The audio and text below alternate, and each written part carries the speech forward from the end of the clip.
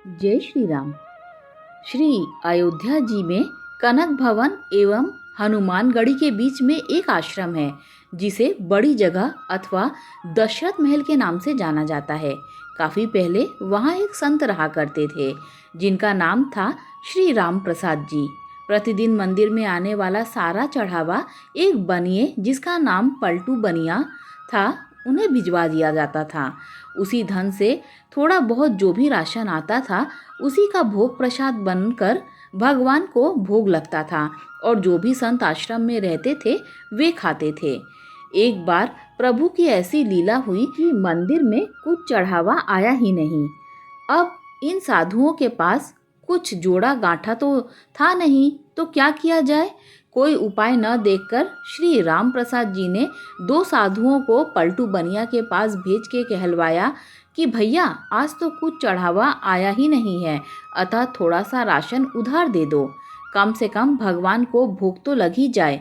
पलटू बनिया ने जब यह सुना तो उसने यह कहकर मना कर दिया कि मेरा और महंत जी का लेना देना तो नगद का है, मैं उधार में कुछ नहीं दे पाऊंगा। श्री राम प्रसाद जी को जब यह पता चला तो जैसी भगवान की इच्छा कहकर उन्होंने भगवान को उस दिन जल का ही भोग लगा दिया। सारे साधु भी जल पीकर ही रहे। प्रभु की ऐसी परीक्षा थी कि रात्रि में भी जल का ही भोग लगा और सारे साधु भी जल पीकर भूखे ही सो गए। वह मंदिर में नियम था कि शयन कराते समय भगवान को एक बड़ा सुंदर पीताम्बर ओढ़ाया जाता था तथा शयन आरती के बाद श्री राम प्रसाद जी नित्य करीब 1 घंटा बैठकर भगवान को भजन सुनाते थे। पूरे दिन के भूखे राम प्रसाद जी बैठे भजन गाते रहे और नियम पूरा करके सोने चले गए। धीरे धीरे करके रात बीतने लगी। करीब आधी रात को पलटू बनिया के घर का दरवाज़ा किसी ने खटखटाया। वो बनिया घबरा गया कि इतनी रात को कौन आया है। जब आवाज़ सुनी तो पता चला कुछ बच्चे दरवाजे पर शोर मचा रहे थे। अरे पलटू पलटू सेठ, अरे दरवाज़ा खोल। उसने हड़बड़ा कर खींचते हुए दरवाज़ा खोला। सोचा कि ज़रूर ये बच्चे शरारत कर रहे होंगे, अभी इनकी अच्छे से डांट लगाऊंगा। जब उसने दरवाज़ा खोला तो देखा कि 4 लड़के जिनकी अवस्था 12 से भी कम ही होगी एक पीताम्बर ओढ़ कर खड़े हैं। वे चारों लड़के एक ही पीताम्बर ओढ़े थे।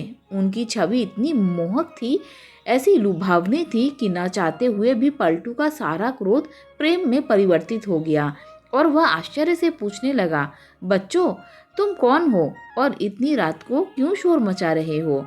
बिना कुछ कहे बच्चे घर में घुस आए और बोले, हमें राम प्रसाद बाबा ने भेजा है।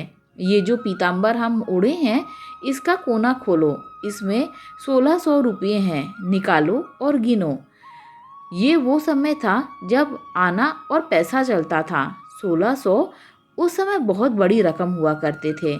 जल्दी जल्दी पलटू ने उस पीताम्बर का कोना खोला तो उसमें सचमुच चांदी के 1600 सिक्के निकले। प्रश्न भरी दृष्टि से पलटू बनिया उन बच्चों को देखने लगा। तब बच्चों ने कहा, इन पैसों का राशन कल सुबह आश्रम भिजवा देना।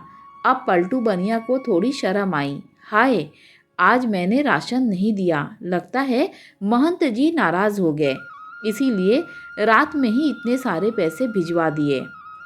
पश्चाताप, संकोच और प्रेम के साथ उसने हाथ जोड़कर कहा, बच्चों मेरी पूरी दुकान भी उठाकर मैं महंत जी को दे दूंगा तो भी ये पैसे ज़्यादा ही बैठेंगे। इतने मूल्य का सामान देते देते तो मुझे पता नहीं कितना समय लग जाएगा। बच्चों ने कहा, ठीक है, आप एक साथ मत दीजिए, थोड़ा थोड़ा करके आपसे नित्य ही सुबह सुबह आश्रम भिजवा दिया कीजिए। आज के बाद कभी भी राशन के लिए मना मत कीजिएगा। पलटू बनिया तो मारे शर्म के जमीन में गड़ा जाए। वो फिर हाथ जोड़कर बोला, जैसी महंत जी की आज्ञा। इतना कह सुन के वो बच्चे चले गए, लेकिन जाते जाते पलटू बनिया का मन भी ले गए। इधर सवेरे सवेरे मंगला आरती के लिए जब पुजारी जी ने मंदिर के पट खोले तो देखा भगवान का पीताम्बर गायब है। उन्होंने ये बात राम प्रसाद जी को बताई और सबको लगा कि कोई रात में पीताम्बर चुरा के ले गया। जब थोड़ा दिन चढ़ा तो गाड़ी में ढेर सारा सामान लदवा के कृतज्ञता के साथ हाथ जोड़े हुए पलटू बनिया आया और सीधा राम प्रसाद के चरणों में गिरकर क्षमा मांगने लगा। राम प्रसाद जी को तो कुछ भी पता नहीं था। वे पूछे तो क्या पूछे, अरे किस बात की माफ़ी मांग रहा है? पर पलटू बनिया उठे ही ना और कहे, महाराज रात में पैसे भिजवाने की क्या आवश्यकता थी? मैं कान पकड़ता हूँ, आज के बाद कभी भी राशन के लिए मना नहीं करूँगा। और ये रहा आपका पीताम्बर, वो बच्चे मेरे यहाँ ही छोड़ गए थे, बड़े प्यारे बच्चे थे, इतनी रात को बेचारे पैसे लेकर आ भी गए। आप बुरा ना माने तो मैं एक बार उन बालकों को फिर से देखना चाहता हूँ। जब राम प्रसाद जी ने वो पीताम्बर देखा तो पता चला ये तो हमारे मंदिर का ही है जो गायब हो गया था। अब वो पूछे कि ये तुम्हारे पास कैसे आया? तब उस बनिया ने रात वाली पूरी घटना सुनाई। अब तो राम प्रसाद जी भागे जल्दी से और सीधा मंदिर जाकर भगवान के पैरों को पकड़कर रोने लगे। हे भक्त वत्सल, मेरे कारण आपको आधी रात में इतना कष्ट उठाना पड़ा और कष्ट उठाया सो उठाया। मैंने जीवन भर आपकी सेवा की, मुझे तो दर्शन ना हुआ और इस बनिए को आधी रात में दर्शन देने पहुंच गए।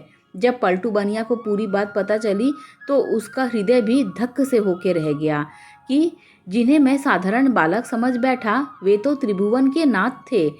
अरे मैं तो चरण भी न छू पाया। अब तो वे दोनों लोग ही बैठकर रोए। इसके बाद कभी भी आश्रम में राशन की कमी नहीं हुई। आज तक वहाँ संत सेवा होती आ रही है। इस घटना के बाद ही पलटू बनिया को वैराग्य हो गया और यह पलटू बनिया ही बाद में श्री पलटू दास जी के नाम से विख्यात हुए। श्री राम प्रसाद जी की व्याकुलता उस दिन हर क्षण के साथ बढ़ती ही जाए और रात में शयन के समय जब वे भजन गाने बैठे तो मूर्छित होकर गिर गए।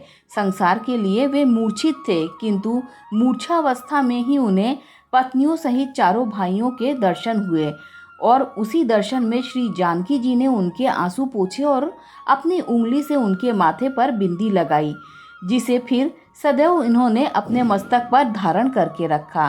उसी के बाद से इनके आश्रम में बिंदी वाले तिलक का प्रचलन हुआ। दोस्तों, अगर आपको ये कथा अच्छी लगी हो तो लाइक शेयर सब्सक्राइब कीजिए। Thanks for watching this video.